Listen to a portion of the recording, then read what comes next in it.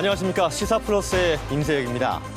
요즘 학생들이 본격적인 개학철을 앞두고 새학기 준비에 들뜨고 바쁜 때지요. 하지만 교실로 돌아갈 수 없는 학생들이 있습니다.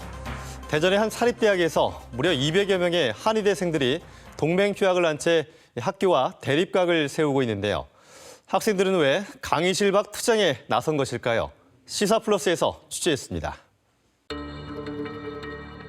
캠퍼스에 학생들의 목소리를 담은 대자보와 현수막이 붙었다. 지난해 12월부터 대전대 한의학과 편입학 문제를 두고 학생들과 학교 측이 갈등을 빚고 있기 때문이다. 최근엔 한의학과 학생 200여 명이 집단 휴학계를 제출해 학사 운영에 차질마저 우려되는 상황이다. 휴학, 그래 그럼 휴학해라 그러면. 너 스스로가 떳떳하고 네 스스로가 당당하다 그러면은 그렇게 해라. 뭐 그렇게까지 그냥 애한테는 그렇게 얘기하고 있는 상태죠, 지금. 대부분 여기 뭐 집을 얻고 선금 다 내고 지금 뭐 400만 원씩 내는 하숙비 내고 다 계약을 한 상태에서 이렇게 휴학이 결정이 될 때 학생들이 그걸 하겠다고 그럴 때 부모에서 동의하는 입장에서 사실 굉장히 가슴이 아프고 왜 이 모든 상황은 학생들이 다 이렇게 피해를 떠안아야 되나라는 좀 억울함이 있어요. 이 사태를 풀어갈 수 있는 책임자가 누군지를 저희가 모르겠어요, 아직도. 한참 학업에 열중해야 할 시기. 하지만 학생들은 강의실 밖으로 나와 학교의 일방적이고 무성의한 태도에 대해 실망감을 표현하며 투쟁 중이다. 양측의 갈등은 학교 측이 한의학과 편입학 기준을 개정하는 과정에서 시작됐다. 올해부터 기존 의학계열뿐만 아니라 일반 학과 학생들에게도 편입 자격을 부여해 선발한다는 것이다. 문제는 학생들과의 기존 약속을 배제한 채 서둘러 진행됐다는 점이다. 저희는 그냥 개정을 무조건적으로 반대를 하는 것이 아니고 학교에서 이제 저희에게 설명을 해주면 학생들이 반대할 이유가 없다는 거죠. 근데 그래서 저희가 그걸 제안을 해드렸는데 학교에서는 그건 굉장히 번거로운 절차고 왜 그것이 필요하느냐 해서 그런 거 필요 없이 그냥 확약서를 없애자라고만 얘기가 나왔거든요. 비상대책위원회 학생들은 1989년 작성된 확약서를 근거 삼아 편입학 기준을 개정할 경우 학생총회를 거쳐야 한다고 주장한다. 여기서 확약서란 1989년 대전대 한의학과 학사 편입생 모집 과정에서 부정 편입학 사태가 발생해 만들어진 것이다. 당시 학교가 응시생 8명에게 학교발전기금 명목으로 5억여 원을 받은 것이 드러나면서 학생회와 학교 측이 재발 방지를 위해 확약서를 작성했다.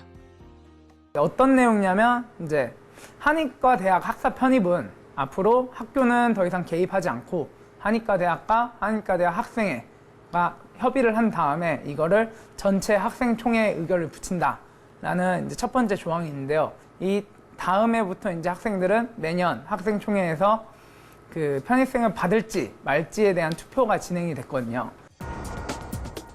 하지만 편입학을 둘러싼 논란은 계속됐다. 학생들에 따르면 학교 측이 확약서의 내용을 존중하지 않은 채 몇 차례 일방적인 편입생 선발을 시도했다고.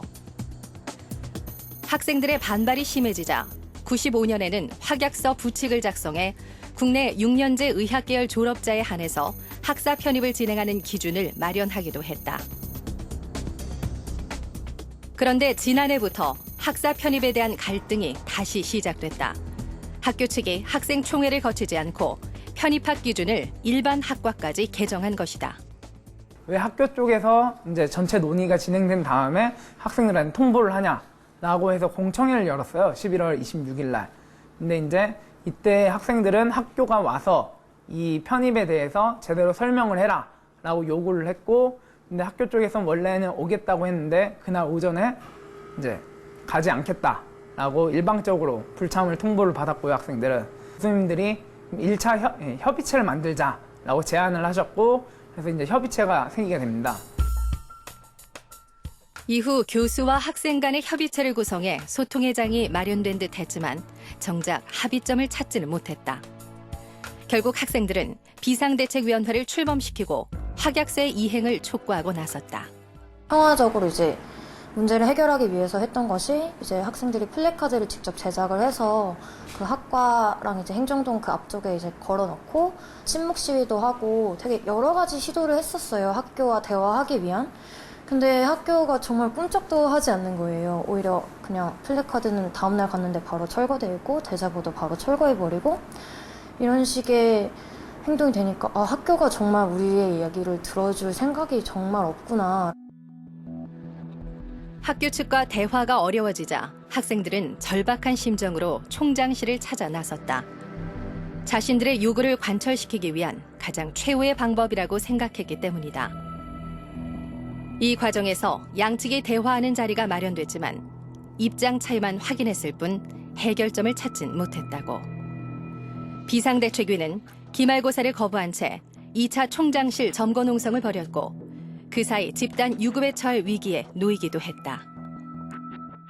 총장실을 점거했다고 문자가 왔는데 거기에 학과장님 명의로 온 게 뭐 공권력이 투입이 될 수 있고 학생들이 무슨 아주 폭력적으로 일부 학생들이 이 시위를 이끌어가는 거다. 학교 측에서 얘기하는 거는 비대위에서 강제적으로 어떤 뭐 학생들한테 안 나오면 불이익을 준다는 식으로 억지로 끌고 간다고 하는데 저희 아이 성향 잘 알고 있는 제 입장에서는 절대로 그런데 끌려갈 스타일이 아니거든요.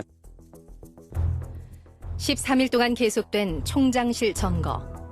갈등이 장기화되자 학교 측은 새로운 협의체 구성을 약속하고 학생들이 농성을 중단하면 최대한 선처해 줄 것을 약속했다. 하지만 현실은 정반대였다. 학생들에 따르면 대화는 단절한 채 징계 절차를 밟고 있었다고. 일반 학생들은 제적이고 나머지 비대위원들은 무기정학이다라는 말씀을 교무처장님께서 하셨어요. 근데 저희는 31일까지 퇴거할 경우 선처해준다고 했던 약속과는 다르게 너희가 점거를 계획적으로 했던 것이고 학생들이 잘못했다. 너희가 선동해서 했다는 거를 인정을 하면 선처해주겠다는 걸로 말이 바뀐 거예요. 학생들이 한 행위는 엄연한 범법행위였습니다. 그리고 거기에 따른 처벌이 다 정해져 있는 상태였기 때문에 그래서 그걸 그대로 적용한다고 한다면 중처벌이 될 수밖에 없는 그런 행위인 것만은 틀림없습니다. 선생님들은 선생님들대로 반성을 하시고 앞으로도 다짐을 하셔서 지도에 임하시겠다라고 하시고 있고 아직은 학생이지 않습니까? 그래서 그러한 면을 고려를 해서 그래서 하여간 허용될 수 있는 범주 내에서는 최대한의 선처를 하려고 지금 그렇게 방안을 모색하고 있는 중입니다. 학생들은 총장실 점거 당시 일부 기물 파손 등 잘못한 부분은 인정하지만 애초 학교 측의 일방적인 행정으로 발생한 사태인 만큼 징계는 부당하다며 동맹 휴학에 들어갔다. 학부모들 역시 문제의 심각성을 깨닫고 학부모 대표단을 구성하는 등 학생들의 투쟁을 지지하고 있다.